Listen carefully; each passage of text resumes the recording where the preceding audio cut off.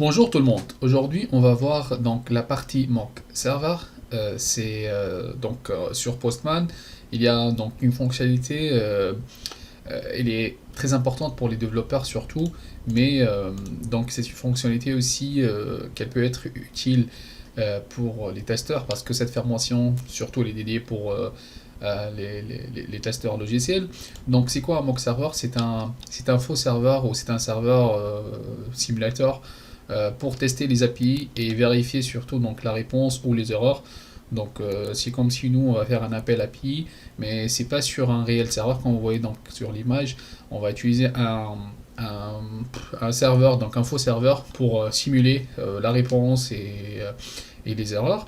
Et ce serveur est configuré de telle manière que nous obtenons donc une réponse particulière. C'est-à-dire que nous on peut configurer ce serveur pour configurer même donc la réponse et configurer la requête, la réponse, toutes donc les informations voilà, sous mesure.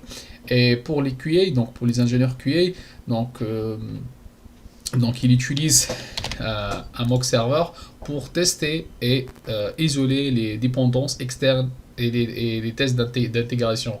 C'est-à-dire que si euh, un testeur il a une collection, il veut en fait tester des API qui existent dans cette collection-là sur un autre serveur pour, voilà, donc pour isoler les tests de dépendance et externes. Donc il peut utiliser un mock server.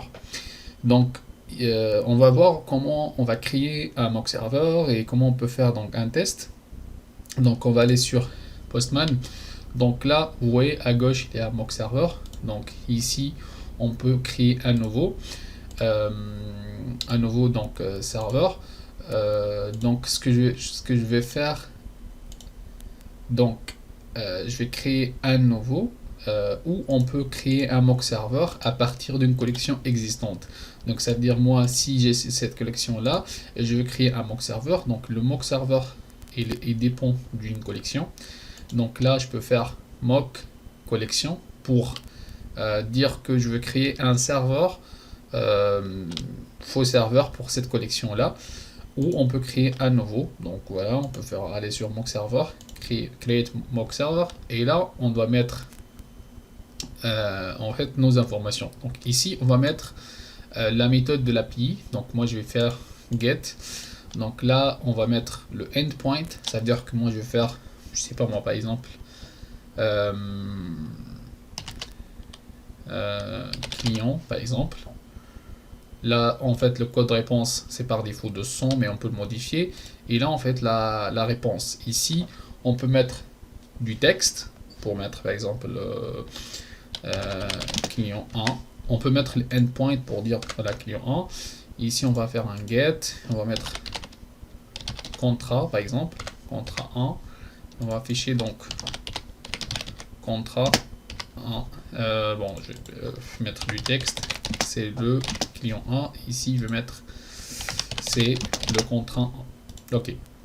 Et donc là, comme vous voyez, donc on peut créer une collection. On peut sélectionner donc d'une collection existante. Donc moi, je vais créer une nouvelle collection donc créer une nouvelle collection.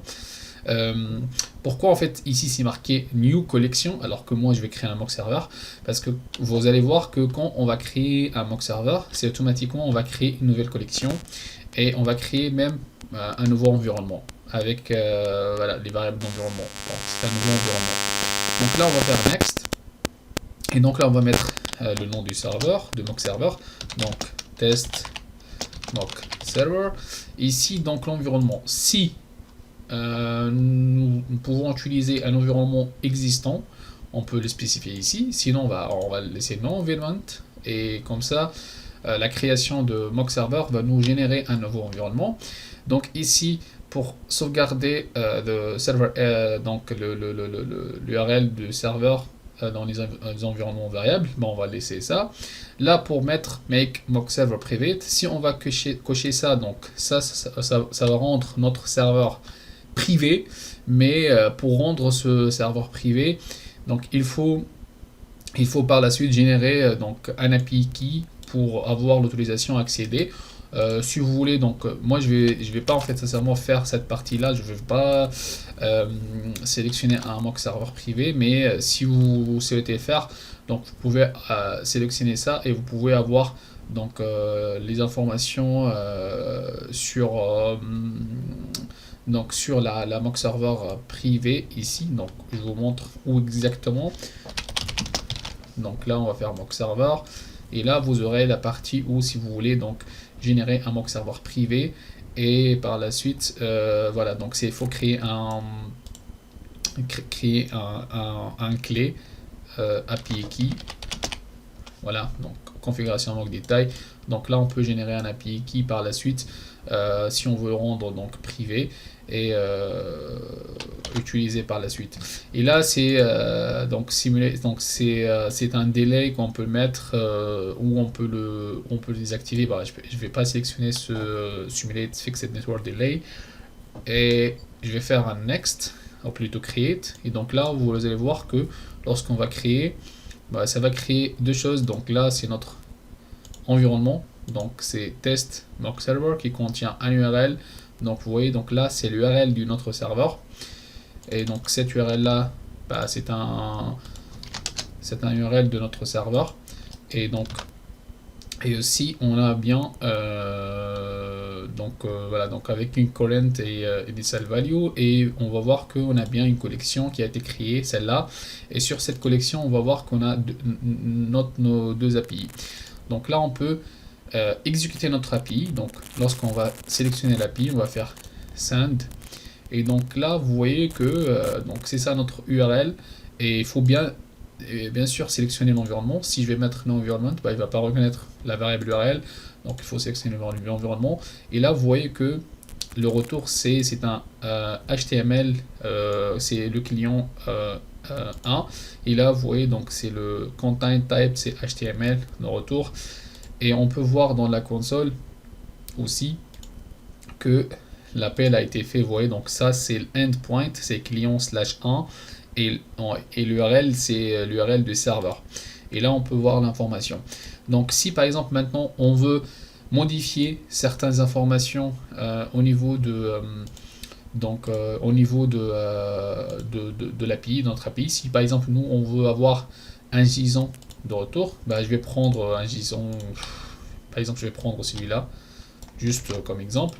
Donc on peut faire cliquer ici et faire ajouter un exemple, parce que si vous revenez ici et vous voulez faire donc modifier, éditer donc le mock server, donc là vous aurez juste les configurations de serveur, vous n'aurez pas les configurations de vos endpoints. Donc pour faire ça il faut cliquer, donc il faut revenir ici dans la collection et sélectionner donc votre appel API et donc vous voyez ici c'est notre paramètre.